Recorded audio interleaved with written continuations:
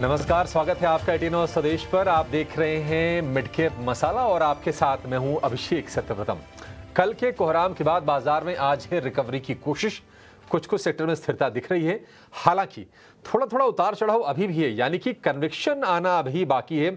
आप देखिए निफ्टी में हल्के से गेंस हैं 50 अंकों की। हालांकि इंट्राडे में हमने देखा कि लाल निशान में भी निफ्टी बैंक फिसला था। उसके मुकाबले निफ्टी आप देखिए थोड़ा सा स्टेबल आपको जरूर दिखेगा, 24,200 के आसपास के स्तर है, लेकिन ऊपरी स्तरों से ये भी नीचे आया है। मिड कैप में एक्शन जबरदस्त है, खासतौर से आप अगर टेक्सटाइल स्टॉक्स को देखेंगे तो वहां पर चौतरफा तेजी है, एक तरह से आग लगी हुई है। सारे के सारे टेक्सटाइल स्टॉक्स चल रहे हैं और उसका ट्रिगर यह है कि बांग्लादेश में सरकार को लेकर जो अस्थिरता बनी है, शेख हसीना ने देश छोड़ा है, पीएम जो वहां की थी, तो वहां एक बहुत दुविधा की स्थिति है, क्योंकि बांग्लादेश टेक्सटाइल का बड़ा एक्सपोर्टर भी है, दुनिया का दूसरा सबसे बड़ा एक्सपोर्टर है चीन के बाद। तो शायद भारतीय कंपनीज के लिए मौके दिख रहे हैं विदेशों में, ईयू में, यूरोप में या फिर अमेरिका में, मिडिल ईस्ट में, यहां पर मौके दिख रहे हैं और उसके चलते हम देख रहे हैं कि तमाम ये शेयर आज दौड़ लगाते हुए दिख रहे हैं।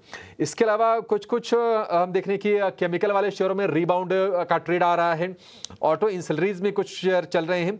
तो कहां पर आपके लिए मौके बन रहे हैं सबको जानेंगे अगले आधे घंटे में। आपके लिए हम बेहतरीन ट्रेड्स भी खोजेंगे और जो भी खबरें हैं मिड कैप स्पेस की उससे भी आपको कराएंगे रूबरू। लेकिन पहले ये देख लेते हैं कि आज मिड कैप में बड़ा एक्शन कहां पर हो रहा है। 3 तस्वीरें आपकी स्क्रीन पर आ जाएंगी। तो मिड कैप में धमाकेदार एक्शन हो रहा है। वी मार्ट में मजबूत नतीजों से हम देख रहे हैं कि शेयर में तेजी है और घाटे से मुनाफे में आई है ये कंपनी। इसके अलावा अगर हम बात करें तो स्नाइडर इलेक्ट्रिक Q1 में अच्छे नतीजे देख रहे हैं, आय में 20% और मुनाफे में 39% का उछाल है, तो ये शेयर भी आपको चलता हुआ दिखेगा। BLS इंटरनेशनल ये वीजा प्रोसेसिंग वाली कंपनी है और कल हमने देखा था कि 6% के आसपास ये शेयर टूटा था, लेकिन आज यहां पर रिबाउंड हो रहा है और हम देख रहे हैं कि 5% के आसपास की तेजी है BLS में। नतीजे कह रहे हैं Q1 के शानदार और कंपनी 2,000 करोड़ रुपए का QIP करेगी, यानी कि क्वालिफाइड इंस्टीट्यूशनल प्लेसमेंट। बड़े निवेशकों से कंपनी जुटाएगी 2,000 करोड़ रुपए। तो इन शेयरों में आपको क्या करना है ये सब तो जानेंगे ही, लेकिन एक बार जरा ये समझ लेते हैं कि अब चूंकि 12:30 बज गए हैं, आज 3 घंटे ही बच गए हैं आज का ट्रेडिंग सत्र समाप्त होने में। अपने साथ एक दिग्गज एक्सपर्ट को जोड़ते हैं, हमारे साथ मानस जायसवाल हैं और शुरुआत करेंगे निफ्टी के 3 घंटे के ट्रेड के साथ।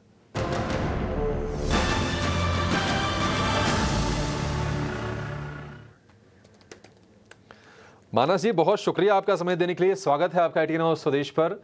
मानस जी, आपको लग रहा है इंडेक्स को देखकर कि नहीं जो भी गिरावट होनी थी, जो भी मुश्किल दौर था वो बीत गया, या फिर अभी भी अस्थिरता आपको दिख रही है? हालांकि अगर आज हम देखेंगे तो हाई बना है 24,382 का, निफ्टी है 24,180 के आसपास, यानी कि अभी भी ऊपरी स्तरों से करीब करीब 200 अंक नीचे है निफ्टी।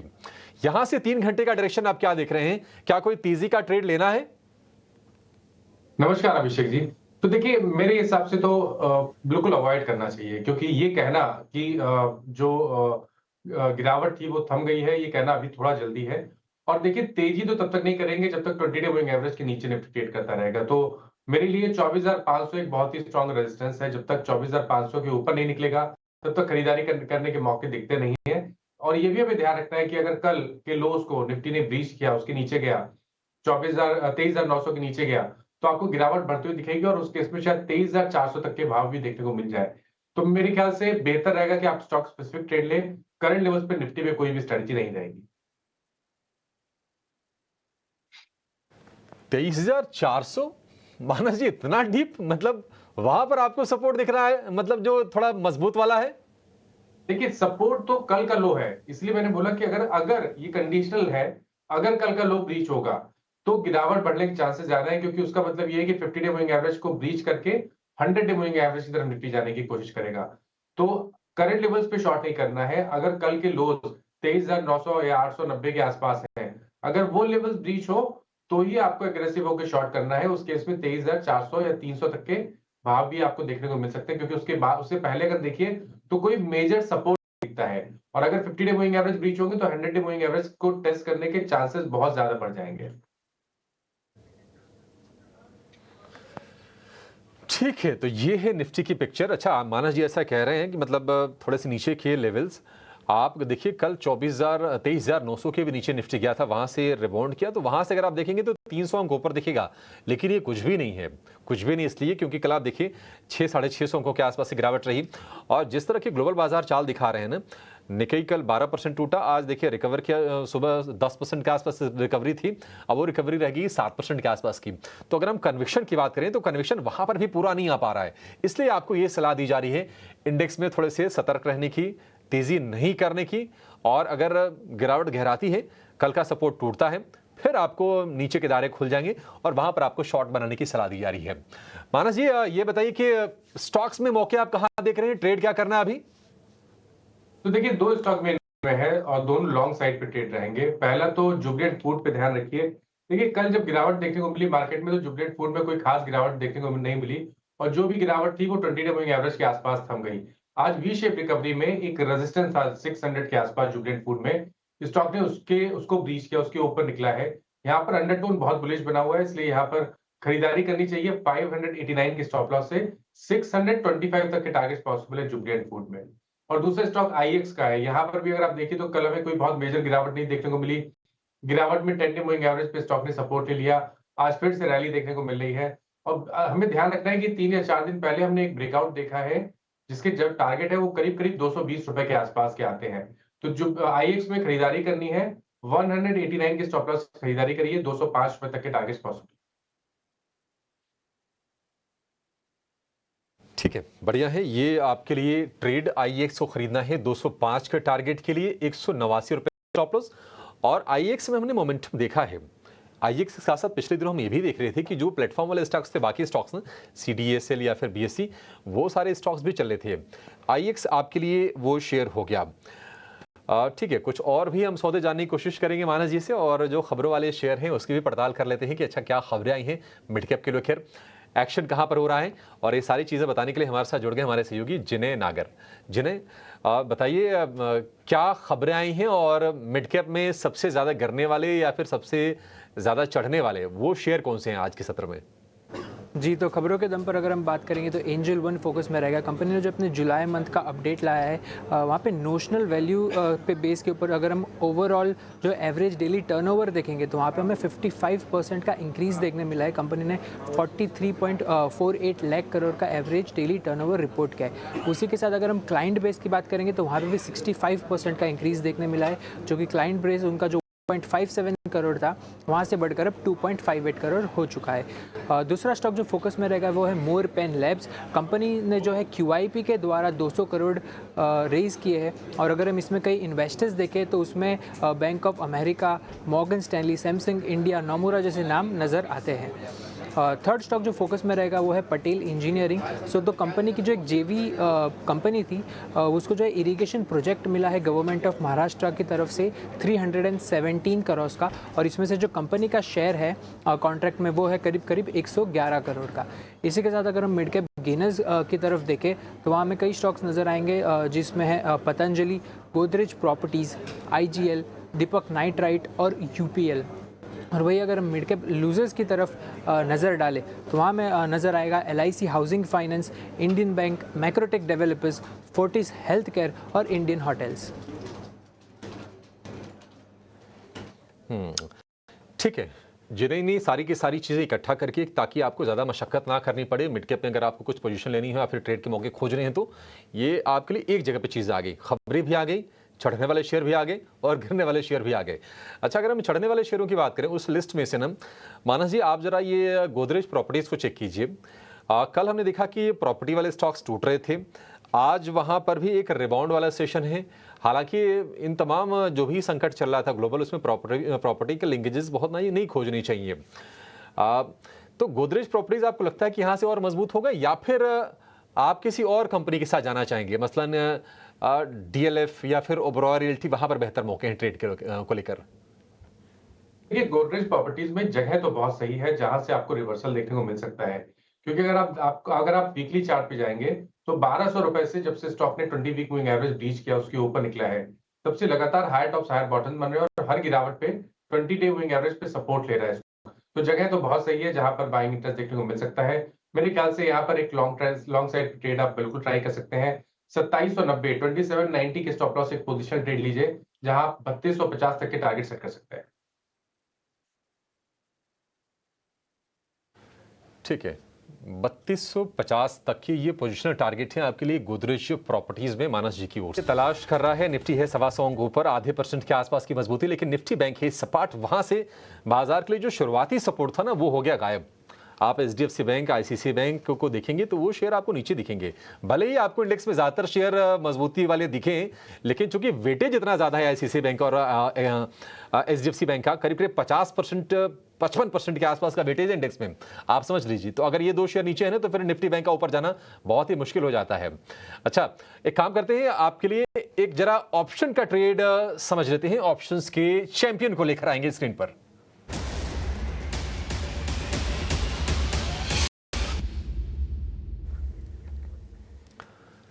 रेलिगेयर ब्रोकिंग की अजीत मिश्रा हमारे साथ हैं। अजीत, बहुत शुक्रिया आपका समय देने के लिए। बताइए, अच्छा ये भी बताइए कि अजीत, क्या आपको लगता है कि मार्केट का मूड थोड़ा सा गोइंग फॉरवर्ड आज के सत्र में थोड़ा बेहतर हो सकता है? और दूसरी चीज बताइए कि आपको ऑप्शन में मौके कहां पर दिख रहे हैं आज? शुक्रिया अभिषेक। देखिए, इम्प्रूवमेंट तो हुई है, बिकॉज जिस तरीके से कल हमने देखा था इंडिया विक्स को एक छलांग लगाते हुए, उसके बाद एक करीब 10% का कट अभी हम देख रहे हैं इंडिया विक्स में आज के सेशन में। तो एक थोड़ा सा रिलीफ तो मैं कहूँगा। और जिस तरीके से आप देख रहे हैं कि गेन्स जिस तरीके से हमने शुरुआत की थी वो सस्टेन नहीं हुए, बट हाँ अभी भी आप जैसे कि ग्रीन में ही आप ट्रेड कर रहे हैं, तो ये एक पॉजिटिव इंडिकेशन है। कहीं ना कहीं मार्केट कोशिश कर रहा है स्ट्रेंथ को दोबारा थोड़ा सा रिबाउंड को स्ट्रेंथन करने की। तो ये देखते हुए थोड़ा सा अभी भी मैं कहूँगा कि जल्दबाजी होगी एक व्यू लेना कि मार्केट में बॉटम हो चुका है और एक स्ट्रॉन्ग रिकवरी की। तो थोड़ा सा मेरे हिसाब से अब तक कि विक्स कूल डाउन नहीं होता, दोबारा से आपको ये 15-16 के लेवल्स पे नहीं मिल जाता, तब तक मेरे हिसाब से एक इवेंट का रिस्क रहेगा।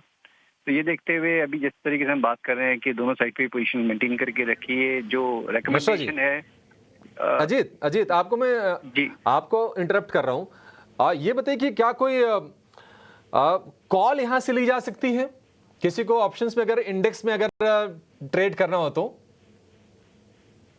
हाँ, तो देखिए यहाँ पे अगर मेरे हिसाब से अभिषेक, अगर किसी को कुछ पोजीशन बनानी है तो वो शॉर्ट साइड पे होनी चाहिए when it comes to the index. Cause कल के हाई को हमने ब्रेक जरूर किया, करीब 350 का हाई था, हमने इंट्राडे में जरूर ब्रेक किया, बट वहां पे ज्यादा सस्टेन नहीं कर पाया, दोबारा से प्रॉफिट टेकिंग देख रहे हैं। तो अगर इंडेक्स में कोई भी ट्रेड अगर सोच रहे हैं कि कुछ लेने की, तो मेरे हिसाब से वो शॉर्ट साइड पे ही होना चाहिए। और 24,200 वाली पुट जो कि अभी एक सेकेंड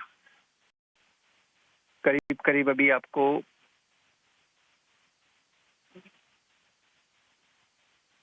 149.50 के पास ट्रेड कर रही है, तो इसको आप देख सकते हैं बाय करने के लिए 80 रुपए के स्टॉप लॉस के साथ, करीब 280 से लेकर 300 तक के टारगेट्स के लिए।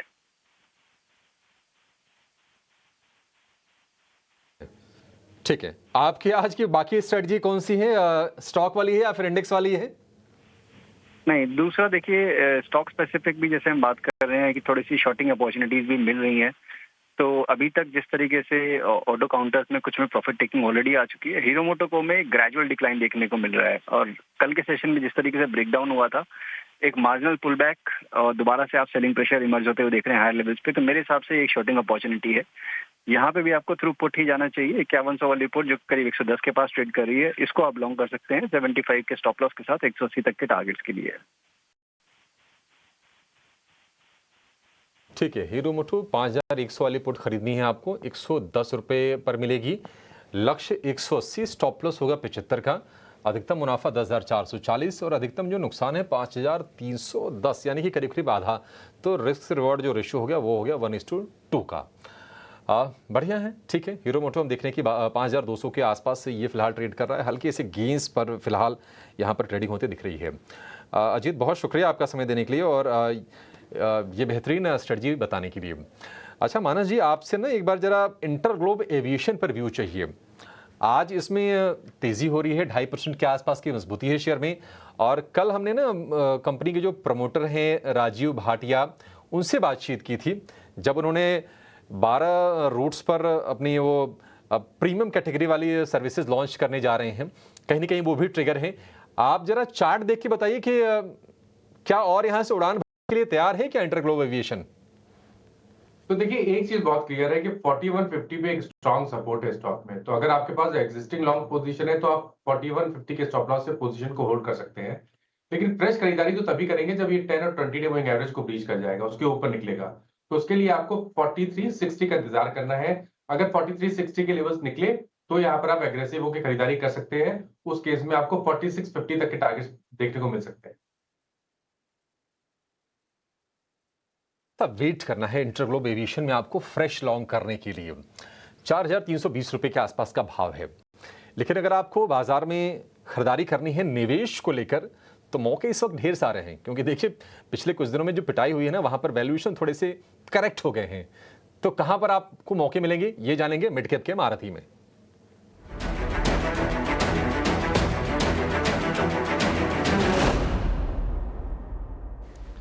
प्रॉस्पेरिटी एडवाइजर्स राघवेंद्र केडिया हमारे साथ जुड़ गए हैं मिड कैप का महारथी शेयर बताने के लिए। राघवेंद्र जी बहुत शुक्रिया आपका समय देने के लिए। बताइए कहां फोकस है, क्या खरीदें? गुड आफ्टरनून 18 स्वदेश टीम। ब्रॉडली एक कहा जाता है जब केओस होता है, जब कुछ हड़कंप होता है तब अपॉर्चुनिटीज भी आती है। उसी को चलते हमें लगता है जो बांग्लादेश में केओटिक सिचुएशन हुई है, जो पॉलिटिकल अनरेस्ट हुई है, उसको चलते इंडिया के टेक्सटाइल स्टॉक्स में एक अपटिक आएगा और वही सेक्टर से हमारा पहला मिड कैप पिक रहेगा Vardhman textile. Company majorly textile products US और यूरोप में एक्सपोर्ट करती है और हमें लगता है जो बांग्लादेश में अभी थोड़ा सा अनरेस्ट चल रहा है उसके चलते उसको कॉम्पिटिटिव लेवल पर एक एडवांटेज होगा, जहां पर ये यूएस और यूरोप के मार्केट में बांग्लादेश के एक्सपोर्टर से कॉम्पीट करते थे, वहां पर एडवांटेज होगा। वर्धमान टेक्सटाइल 555 के करंट प्राइस पर है और हमें लगता है यहाँ से भी कंपनी में 25% का अपसाइड आ सकता है 1 साल की अवधि के लिए। कंपनी के मार्जिन काफी स्टेडी रहे हैं, ईपीएस ग्रोथ काफी अच्छी रही है और फुल ईयर अगर आप देखते हैं तो इसका 30 रुपए का ईपीएस आता है और उस पर एक मॉडरेट मल्टीपल अगर 23 का देंगे पीई मल्टीपल तो 690 का लक्ष्य बनता है वर्धमान टेक्सटाइल में 1 साल की अवधि के लिए। यहाँ से 65% कंपनी का प्रमोटर होल्डिंग है जो कि काफी कंपनी है, तो ये बहुत अच्छा स्टॉक रहेगा। सेकंड स्टॉक रतन इंडिया पावर, ये 16 रुपए का है। परफेक्ट। 24 का टारगेट, 50% अपसाइड। ठीक है, रतन इंडिया एक शेयर हो गया। दूसरा जो शेयर बताया वो है वर्धमान टेक्सटाइल का। और जैसा कि हम दिन भर चर्चा कर रहे हैं कि बांग्लादेश के संकट का कहीं ना कहीं ये कंपनीज बेनिफिशियरी हो सकती हैं। आपदा में अवसर आप कह लें, वो भी एक मुहावरा है। लेकिन कंपनीज का नजरिया जरा समझते हैं कि अच्छा उनको कितना फायदा दिख रहा है। एक मैनेजमेंट को जोड़ते हैं, हमारे साथ जुड़ गए हैं मोंटे कार्लो के ईडी संदीप जैन। संदीप जी बहुत शुक्रिया सर आपका समय देने के लिए, स्वागत है आपका 18 स्वदेश पर। संदीप जी आप ये बताइए कि किस तरह के मौके आप देख रहे हैं, क्योंकि अगर हम ग्लोबल टेक्सटाइल एक्सपोर्ट के शेयर की बात करें तो बांग्लादेश के बाद भारत ही तीसरे नंबर पर है और बांग्लादेश में अगर ऐसी मुश्किलें होती हैं तो कंपनीज को बेनिफिट तो होगा, स्टॉक प्राइसेस में दिख भी रहा है। आप जरा बताइए सर आप किस तरह के मौके देख रहे हैं? देखिए, जहाँ तक मोंटे कार्लो का सवाल है तो हमारा ना कोई इंपोर्ट है बांग्लादेश से और ना ही हमारा कोई एक्सपोर्ट है बांग्लादेश से, तो हमारे लिए तो कोई इम्पैक्ट नहीं है। लेकिन अगर हम इंडस्ट्री की बात करें, टेक्सटाइल इंडस्ट्री की बात करें, तो इसे मैं 2 तरह से आपको बताना चाहूँगा। एक तो हमारे यहाँ से काफ़ी जो कंपनीज हैं वो कॉटन यार्न और कॉटन फैब्रिक्स एक्सपोर्ट करती है बांग्लादेश में, उन पे इम्पैक्ट आएगा, वो थोड़ा सा उनका बिजनेस हर्ट होगा।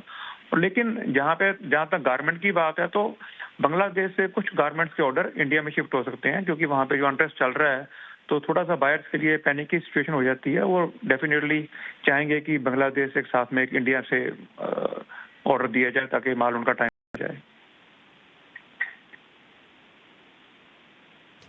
ठीक है संदीप जी, बहुत शुक्रिया सर आपका ये अपडेट देने के लिए और जानकारी जो भी आपके पास है वो शेयर करने के लिए। चलिए शो को यहाँ पर फिलहाल समाप्त करेंगे।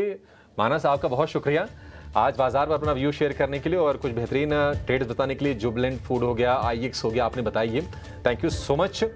चलिए इसको यहाँ शो को समेटेंगे।